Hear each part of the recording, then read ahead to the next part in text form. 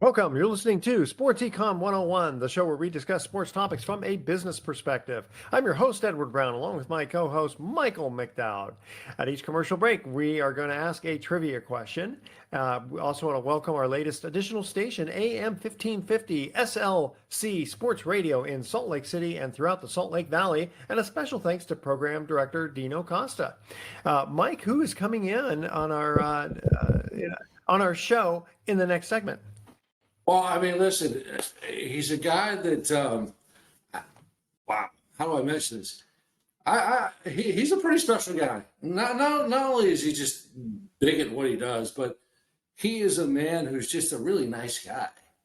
And I'm going to theme the conversation with our friend. I like to say, I consider him a friend. He considers me a friend. His name is John Gordon. You may have heard of John Gordon. Well, John's a pretty gifted guy. He is a motivational speaker. He's an author.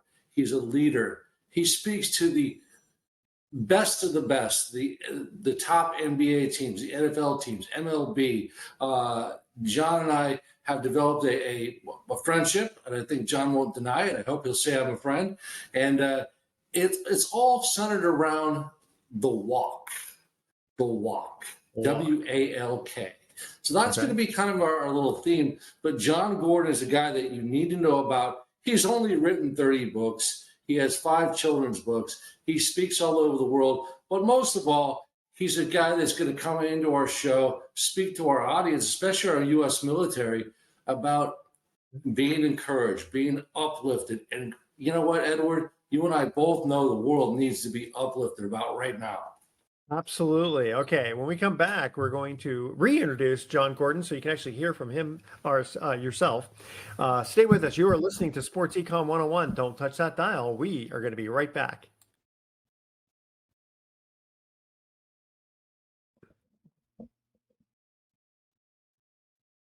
Welcome back to Sports Econ 101. I'm Edward Brown along with Mike McDowd. Mike, you teased the audience with our guest, but we didn't hear from him yet. Why don't you reintroduce? He's in this pretty little box. He's got a great smile, and he's just waiting because he knows how to speak. He's a professional. Hey, our friend John Gordon is on our show. We're so thrilled to have him. And John, I kind of teased the audience. We're going to find out all about who you are. A lot of folks know about you already, of course. But you've been on the Jim Rome show. You've been on. Fox and Friends, you've done shows all over the place, NBC, a morning show. What am I getting at? Well, you've done all these cool things, but the thing that I'm connected to you with this cool thing called the Walk, W-A-L-K. And that's how John and I met in Ponte Vedra Beach, Florida. And John, I think that's an important way to phrase our interview because how is your walk going in life? Everybody has a walk. So, John, I think that's appropriate, but welcome to the show, and let's talk about the walk of life. Thanks, Mike. Thanks, Edward. Yep, thanks, John. I also want to find out the background, how you got into this. Yeah, sure. Well, one, yes, Mike and I met on a walk, and we become friends. So, Mike, I'll consider you a friend for sure. He asked if, wonder if we were friends. Yes, we're definitely friends. But I'm not a motivational speaker. He did call me that. I hate that term, motivational speaker, because I consider myself an author first. I've written 32 books, 18 bestsellers. So I'm a writer, and then I'm an inspirational teacher. So yeah, I inspire, encourage, but I teach. I teach positive leadership. I teach how to build a stronger team, how to build a great culture. And that's what got me into all of this. I actually started to work with different schools and sports teams and companies early on. And it all started because I was negative. I was really miserable and negative and unhappy. And my wife almost left me because I was so miserable. And when she threatened to leave, I said, what am I born to do? Why am I here? Why am I so miserable? I had lost my job during the dot-com crash. This was 2001. And so I was really reflecting a lot, trying to figure out how I was going to make money, support my family, not go bankrupt. It was a very scary time. And writing and speaking kept on coming to me. I'm like, all right, I'm going to figure out how to do this somehow, some way. I don't know who decides to be a writer and speaker, but that's what came to me in that moment. And I said, I'm going to do this. And here we are 20 years later. And that's what I've been doing. Now, the walks were a big part of it, because I would take these walks every day and I would practice gratitude, because I read you can't be stressed and thankful at the same time. So I was looking for positive tips, ways to be more positive. And this was during the emerging field of positive psychology. So I'm practicing all these ideas that I'm reading about early on in this emerging field, and then I'm writing about it and then I'm sharing it with others. People start reading it, sharing it, and that's actually what led me to write these books that I write and how I got into this. I just wanted to be more positive, but I started sharing what I was doing with others. They were benefiting, and I said, okay, I now have a purpose. This is what I'm here to do for the rest of my life, and I know I'll be doing it. I'm 54 now. I started when I was 34, 35, and now I'll be doing it for the rest of my life. That's great, because I know that it just recently, actually, I've been usually everything goes really well in my life, but I've had a few things going on that were definitely stressful, and so my wife also somehow, I don't think it was you, I think it was somebody else, but basically it's along the same lines of, hey, if you're thinking positive thoughts, you're going to move in that direction, and if you're thinking negative, I mean everything, yeah, the sky is blue, yeah, it's too hot today, that sort of thing. Yeah, interesting. Go ahead, Mike. Hey, John, I think that, you kind of summarized it already, but it's really important to mention the fact that, okay, you're not a motivational speaker, but you certainly inspire people. And I think a lot of motivational speakers that I've met actually said, I can't motivate anybody. All I can do is inspire. So that inspiration comes from, I believe you grew up in New York. You grew up in a very interesting family, half Italian. I believe your mom was Jewish. And I mention this for a reason, because it's your adversity. It's everybody in life that we meet has a heavy cross to carry, and so is it fair to say through that heavy stuff that you were enduring, your relationship with your wife, that was the key flip switch that propelled your life into this whole new walk and journey and marathon. But is that the way life works in many respects? Do we have to go through often a crisis in order to get a restart or reboot? I recently gave a talk on how to go to the next level. And I said one of the keys to go to the next level is to face adversaries and adversity. You will have to face adversaries, adversity, rivals, challenges, tests. And in those tests, that's how we grow. That's how we rise up. That's how we become stronger. I'm a little sick right now. I got a bad cold. If you never got sick, you wouldn't build a strong immune system. If you never dealt with negative people, you wouldn't have the resilience to overcome them. If you never dealt with adversity and challenges, you wouldn't rise above them. So actually going to the next level, when you study the best of the best and the greats of this world and those who transform this world, they all face failure. They all face setbacks, adversity, and obstacles. And this is not motivation. This is understanding the truth and the reality of how we're actually designed to grow. It's actually part of God's plan for our growth. It's the way the world works, and it's that friction and that tension. Look at Nadal, look at Federer and Djokovic and Murray during their years. They had to battle each other in order to go to a higher level together. Look at now Alcaraz and Sinner. Look at that recent match at the French Open, battling each other. Sadahara, the Japanese Babe Ruth, he called his pitcher that was facing him his partner in growth. He saw him as his partner in growth because he was growing as a hitter in every at bat and facing him. So yeah, I'd say, Mike, every challenge I faced, Jewish Italian family, a lot of food, a lot of guilt, a lot of wine, a lot of whining. I had a lot to, Edison failed 1,000 times before you got the light bulb. Yeah. Abraham Lincoln failed a whole bunch of times before elevating. And like, leader. yeah, for us, personally, like 2011 was really, really challenging, and yet my wife and I kind of looked and said, we're either going to get stronger as a partnership, or it'll, because a lot. I mean, we didn't like specifically say it; it just kind of happened because a lot of people, when adversity happens, they just kind of split. But so yeah, I would say it causes you to either break or break through, and we often say adversity makes you stronger. Not always. Not if you don't learn from it. Not if you don't grow from it. Not if you don't say, okay, you and your wife getting together and going, okay, how are we going to get through this? Exactly. My most recent book is called The 7 Commitments of a Great Team. And every great team must commit to staying positive together through their adversity and through their challenges.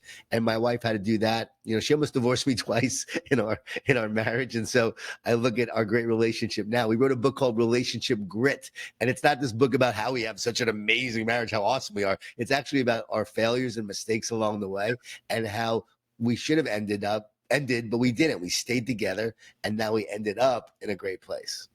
Yeah, that's a really good commitment because too many times it's easy to go back because especially no offense to women, but their memories they'll last 100 years. So I remember when we go ahead. Every wrong we've ever committed. It's like they keep a notebook of all the things we've done wrong. Hey, John, one key argument, I just say I'm sorry and we can move on. Go ahead, Mike. One key word in what you just mentioned was that struck out, and I know it has meaning. You talk about this word, grit, G-R-I-T, grit. The importance of grit, I'm going to let you articulate and extrapolate. In the next segment, let's go The ahead. Next segment, apparently. Great tease right there, Mike. Great tease. Yeah, exactly. Yeah, this goes kind of fast. And so just as a kind of reminder to our guest, if you know the answer to this question, don't say anything yet. We'll let you answer when we get right back, okay? Which U.S. Airways pilot saved lives by landing on the Hudson River? Remember that story, right? They actually made a movie about it. I know it. Quite a bit. All right. That's because the questions get. The next question is not too hard either, but then the last question, I do this to the guys. Sometimes I give them hard ones. Sometimes and Mike always kind of puts his hands up like, what? What kind of question is that? All right. Audience, stay with us. You're listening to Sports Econ 101 with Edward Brown, Mike McDowd. Russell Jackman joined us, but he's on mute right now. And our special guest, John Gordon. Don't touch that dial. We're going to be right back.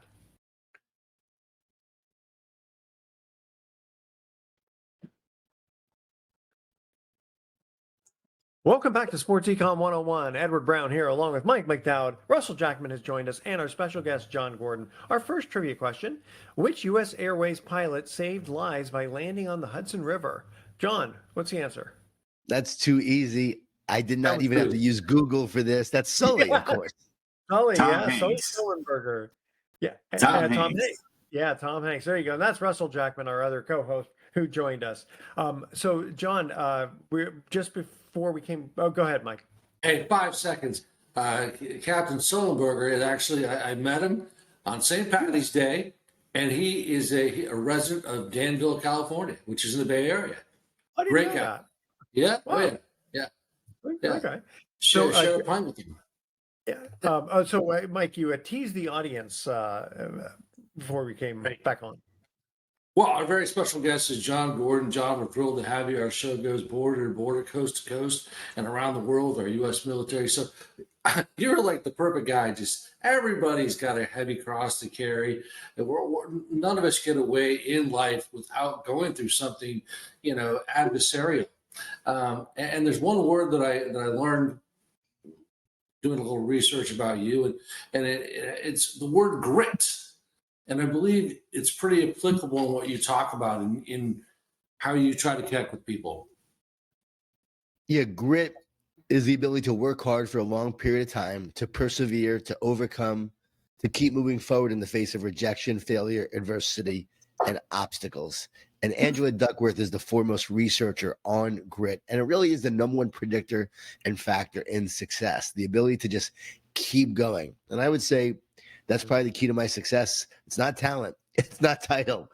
It's not wealth. It's not good looks. It's grit. The ability to work hard for a long period of time, to keep going in the face of all the rejection and adversity. I wrote the book, The Energy Bus, my first book, rejected by 30 publishers, told to give up. It's not going to happen, but I couldn't. I had grit. I was a Division I athlete. I played lacrosse at Cornell University. We just won the national championship for the first time in 48 years. It was incredible. But to play sports, I had to have grit. And I was knocked down a lot, but you just keep getting back up. As Rocky Balboa says, you keep moving forward. So you absolutely keep moving forward. And then you're fine when you do that. And so that's what I've had to do. And that really is the key to success. We're talking about business. We're talking about sports. The same Yeah. principles apply. Like when you look at business and sports, I speak to so many sports teams, and I also speak to a ton of businesses and leaders and organizations. And you see how the same principles apply. You have to be gritty in business and sports if you want to be successful. It's the way forward. So, because we are a sports and business show, how did the sports teams did they heard you and they invited you to speak to their team? Talk about that. Edward, this is a really cool story. Okay, Energy Bus just comes out, finally published. Thankfully, John Wilder and Sons agreed to take it on. So I go on a 28 city tour. It's not successful as a tour. I had 5 people in one city, 10 people in another.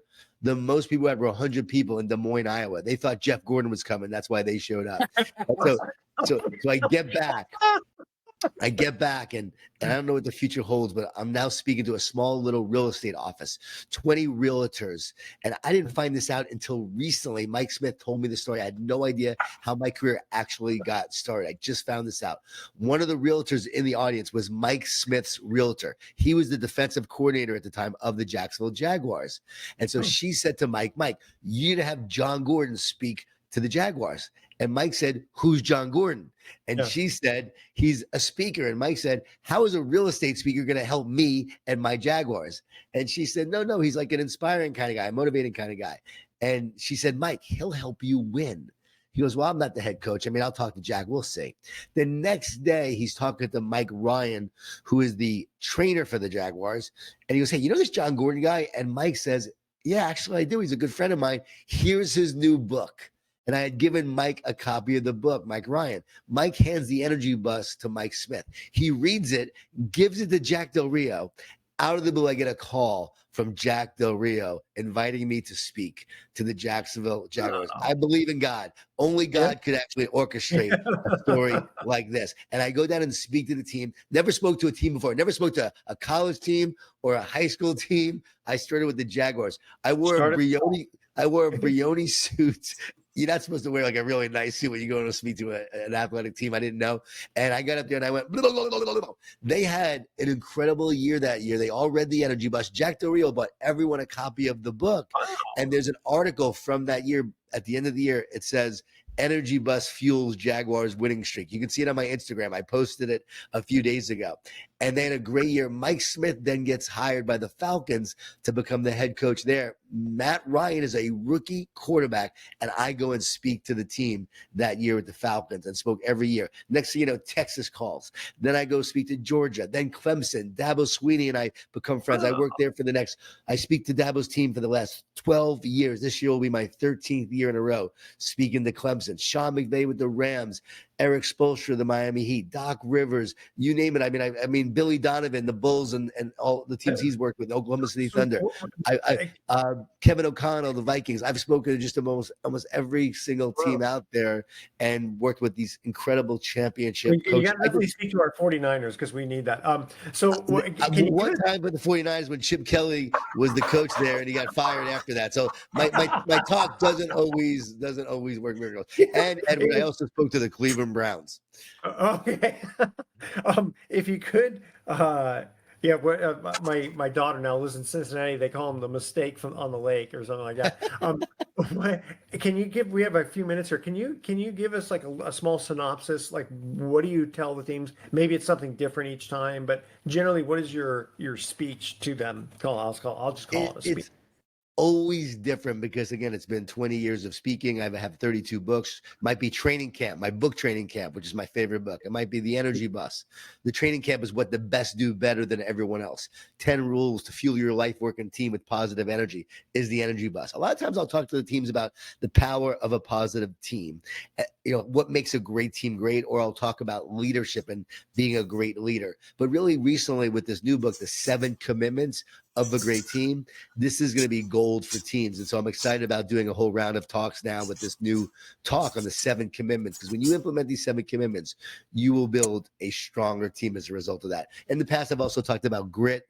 A lot of times the team, I give them my personal formula for grit and what will make them gritty in the course of the year. But again, same thing, same talks to businesses as well. I've worked with In-N-Out Burger, Northwestern Mutual, Bank of America, Truist, you name it, all the big companies out there. Same principles apply, the same principles for leadership and high performance. So I love doing both, which is a lot of fun.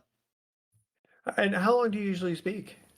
When you go 45 minutes to an hour for companies at conferences, sports teams 20 to 30 minutes Yeah, they for don't have much sports time teams. to It's do like, and I spoke to the Commanders before their playoff run last year. I out of the blue, I got called by Dan Quinn and Dylan Thompson, who works with Dan, and they said, "Hey, you want to come up here and speak to the team before we go to the playoffs with the Buccaneers?" And I'm like, "I live in Florida. Can't I just meet you in Tampa?" And they said, "No, it's 10 a.m. Saturday morning up here in Washington." So I flew up there, spoke to the team at 10 a.m., and they had 15 minutes. That's it. They give you 15 minutes and boom. And I talked about belief, brotherhood, and be you. Man, that became their rallying cry for the postseason. It was cool to watch. And they Wow. connected so well. Yeah, I love that team. They had such an energy about them. That was awesome. It was no surprise to see them do well. And when I go visit a team, I can tell how that team is going to do based on their culture, their camaraderie, the energy. You can tell whether a team is on the rise or not. Well, if I don't know if it's appropriate to ask you on the air, but I'm guessing they pay your expenses to get there, and then they give you some kind of a stipend or something, right? Oh yeah. I mean, I'm not cheap to speak these days because I've done it for so long. Like a company, a corporate company, an event, a big conference, I'm $80,000 for a keynote now for an hour.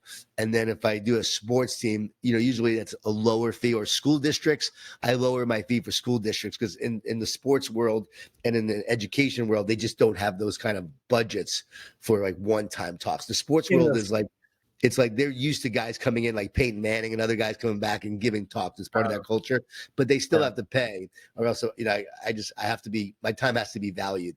And education, I love giving back to schools, and I speak at a lot of education conferences, and I lower my fee a lot to be able to do that, to pour into the educators and the Well, teachers. now you got the history behind you of the success. The first time you do it, it's sort of okay, who's this guy? Now you've been kind of Oh, well I gave known. 80 free talks. 80 free talks when I started, and initially I was like $500 a talk and $1,000 a talk many years ago. And yeah, I just was speaking everywhere and anywhere. So again, you learned the craft. You went out there, you did the work, you made an impact. During COVID, people were worried about budgets. I called up all my clients. I said, "Hey, if you can't pay, I still want to encourage you during this time." I went back to that mindset of giving and serving, and I still do. Even when you're paying me, I'm still serving and giving. I just know that the value I'm bringing you is going to take you and your organization to the next level, and it really does. Like when you live these principles, you go to a higher level.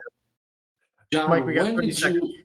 We'll ask the question. John, when did you first realize that you could do this? When did you say, "Ha, I got this. I'm getting there"? I mean, it's a marathon. I get it. But when did you first? Because when you're speaking to the real estate office, you're like, "Wow, okay," and you get that break. But when did you say? When did the light bulb go off? I can do this. I can really do this. Okay, and And I guess we got. John, I guess we got to say. we're going to let you answer that when we come back. Again, we just love teasing the audience because they don't go anywhere. They want to stay on the show. All right, here's our second trivia question. How much shorter is the average woman than the average man? All right, that's our trivia question, kind of a different one here. Email Edward at sportsecon101.com the answer to this question. How much shorter is the average woman than the average man? All right, stay with us. You're listening to Sports Econ 101. I'm Edward Brown, along with Mike McDowell, Russell Jackman, and our special guest, John Gordon. Don't touch that dial. We're going to be right back.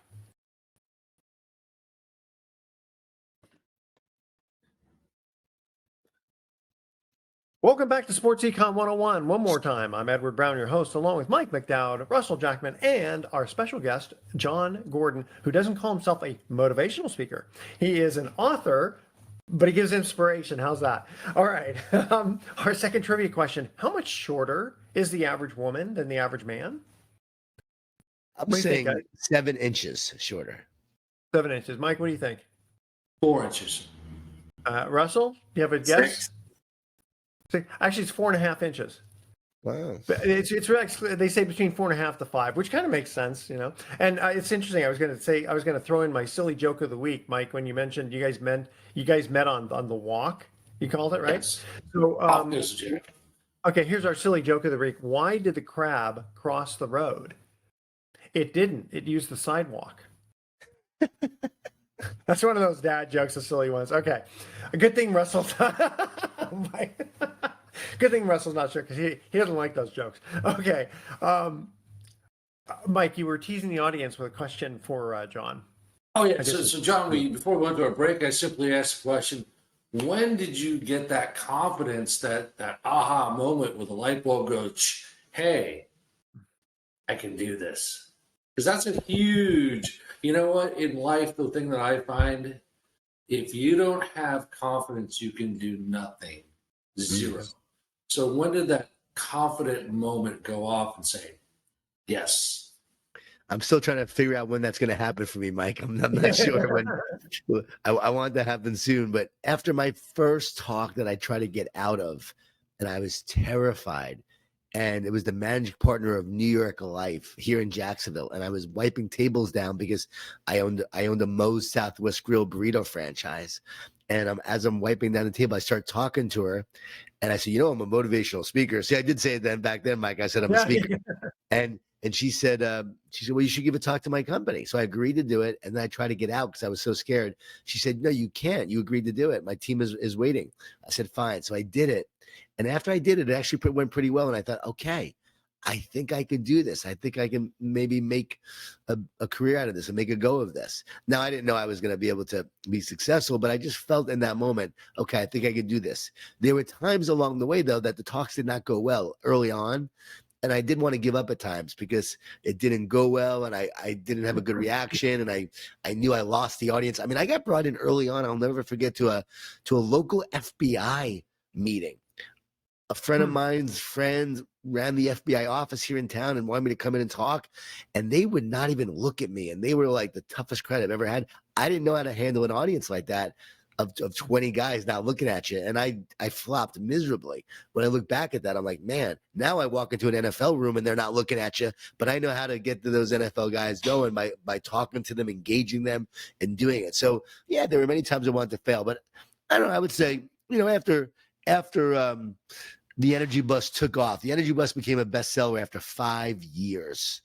It's now sold 3.5 million copies, thank God. But it took 5 years for it to be a bestseller. Talk about grit, right? And so I think after it became a bestseller and I became more in demand, I think that's when I was like, all right, I'm ready to do this. I'm here to do this now. I know this is my calling, and I'm successful at it. Is how I felt. Well, it's funny because I've written, I don't know, 30, 40 articles, but I haven't been able to like put a book together. And my wife says, why don't you just get all the articles and put them in a big, but they're all over the place, So Yeah, it's Edward, I tell people this all the time. Here's a quick piece of advice because there's many people out there who want to write a book. And the key lesson here is if you had a year left, what book would you want to write that would be important for you to leave to the world, to leave to your kids? What would you want to say? What is that core message? Not 5 messages, one core message that you want to share. That's the book that you should write. And we actually just launched Gordon Publishing. My wife is running it, and Gordon Publishing is helping people publish their books now at gordonpublishing.com if anyone's interested. very cool. So, Russell, you haven't said anything yet. I know that we're Russell always likes to come on specifically like to talk about like the NBA and boom, boom, boom. Yeah, Russell. the biggest baseball deal maybe ever made in Giants history. That might be worthy of mentioning. Saw it last night. Yeah, the signing, the trade, especially a trade in the middle of the season, happens so rarely for the Giants. To get Devers is could be a complete game changer for the entire organization and a real either going to be the feather in the cap of Buster Posey or the undoing of his new regime. Well, interesting because we're going to have Bobby Evan. Bobby's a friend of mine, the previous general manager of the Giants, and so he'll be coming on next week. And so we'll definitely have to get into that with him because He's back with the Giants, but I think it's kind of on a part-time basis, like a special projects type of thing. So we'll have to definitely ask him about that. And by the way, final game, go ahead. NBA final game 5 tonight. Yeah, I was gonna say that I still have said the Thunder in 6 games, so they're gonna have to sweep these next 2. That's I that's thought the my Thunder in 5, so I'm already wrong. yeah. At first I thought that, but okay. And let's not forget, John and I live in the, believe it or not, the hockey capital of America is now Florida. Okay, if you look at it. The Panthers are about ready to wrap up their series against the Oilers tonight. In the last 6 years, the Panthers and the Lightning have won the Stanley Cup. So if you look at that collectively, it's a weird. I mean, come on, Florida, the hockey state, but right now we are. Here's my assessment on that. You had all the New Yorkers, the snowbirds, come down, and they were, all the people from the east, upper East Coast, were, the hockey was a major, the Rangers and all that. And so then when they came down there, hey. Highlight's great, but we like our hockey. You ever seen Highlight? I worked with the Lightning actually a couple of years ago and spoke to them, and great organization. My first hockey team I spoke to was the Lightning, and it was the year they actually won the Stanley Cup, and then won the next year, and then went to the finals the year after that. And now to watch the Panthers play, that team just plays with an energy and a fierceness and a skill level that's just incredible. Watch them play, like they are tough. I hope you put that, like, when you put your portfolio together and you say, okay, I spoke to this team, they made the playoffs. I spoke to this team, they won the Stanley Cup. I made, the next year. Exactly. That's kind of my question, John, to you, is the fact of the matter is you get to talk to all these big names. I know you walk around with your Rockies shirt and short. You get to talk to Clemson. I've seen you in your Clemson gear with the big orange, pa. And so you talk to all these teams.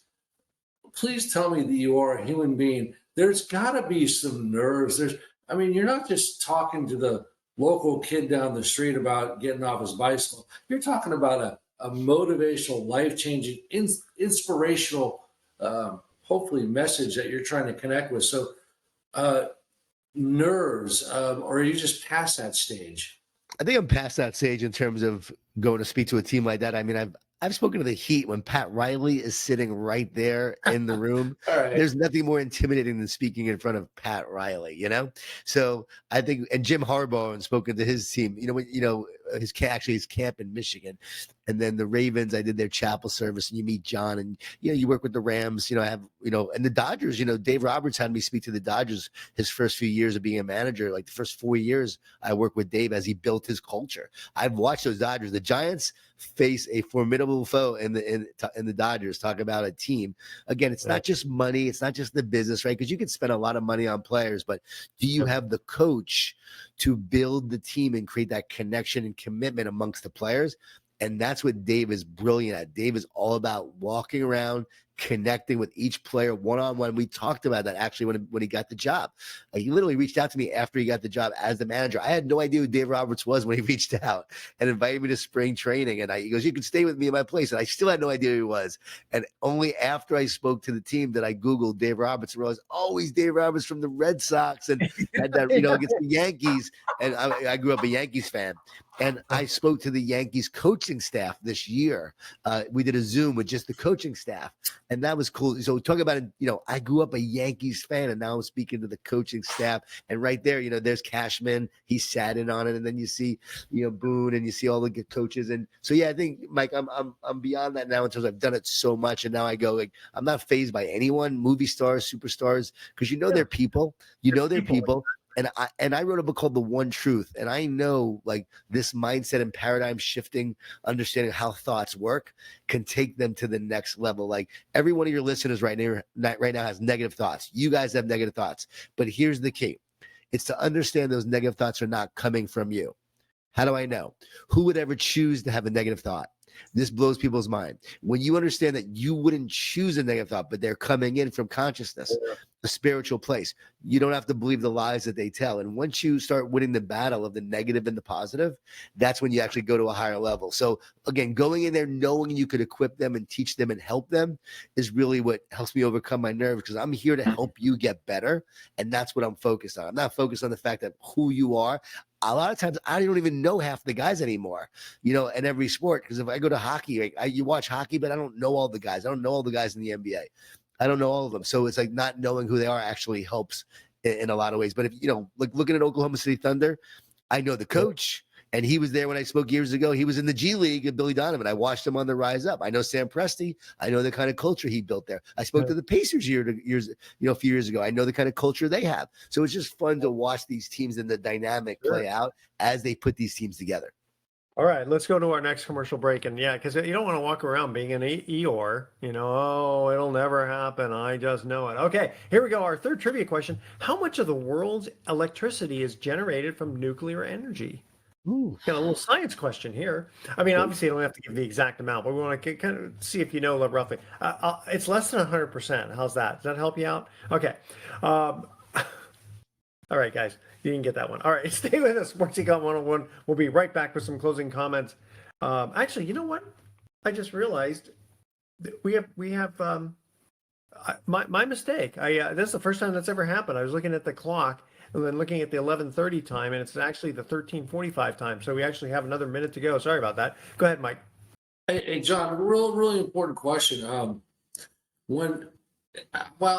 think since we have such a wide audience, what do you say to the person right now whose back is against the wall? They're depressed. They've kind of lost hope. How do we reach somebody that really just needs an infusion of inspiration to uplift them? Because that's really what you are so good at. Yeah. I would let them know that it's not their fault. Don't beat yourself up. Don't think that there's something wrong with you. You don't need to be fixed. In the moment, you're just believing the lies of those negative thoughts. You're believing the fear and the worries and the doubt. And all mental health disorders report feelings of isolation, disconnection, and separation. And the root for the Greek word of anxious means to separate and divide. So it really all comes down to, do you feel connected or disconnected? So you're feeling disconnected because you feel depressed. So the key is, how can we establish and get back to feeling connected? And that's where prayer comes in. Like, prayer is the ultimate way to be connected. You were created for connection. And then when you pray, you connect back to your creator. And in that connection is where you find wholeness and peace and joy and power. So it's about that feeling of connection. And again, I can prove it scientifically and psychologically and also spiritually. Everything comes down to connection and disconnection.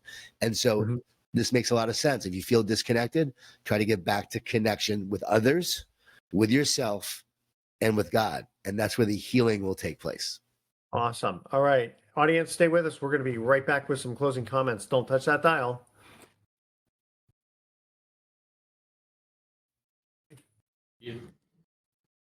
Welcome back to Sports Econ 101. Last time for today, I'm Edward Brown, your host, along with Mike McDowell, Russell Jackman, our special guest, John Gordon. Trivia question was, how much of the world's electricity is generated from nuclear energy? Anyone? I'll say 25%. 10%. Only 10%. That's strange. Really? Okay. John Gordon, you know what? You're awesome. How do people get a hold of you or your books? Well, first, I can't wait till they can get the electricity from the 0 point field. That's the future. So hopefully that will actually come to fruition, the 0 point field. But people can get a hold of my books via johngordon.com, JON Gordon.com, or find me on Instagram, X. I'm always conversing with people on X or on Instagram and social media. All right. You guys ready for our thoughts for the day? Right? He's all over the place. Our friend, Coach Omar Sanchez, back in the Bay Area, loves you, John. So I had a shout out to John and a shout out to Coach. So Thank you, Coach. And we'll definitely have to have you back on again. Okay, you ready for our thoughts of the day? This is Russell and Mike's favorite part of the show. So my wife threatened to leave me over my obsession with poker. I think she's bluffing. And I tried to I tried to win a tanning competition, but I only got bronze. All right, audience, tune in next week to Sports Econ 101. We're going to be discussing sports topics from a business perspective and asking more trivia questions. Thanks for listening. On behalf of our team, I'm your host, Edward Brown. We'll see you next week. Good job. Adios. Okay, so long. Thanks, guys.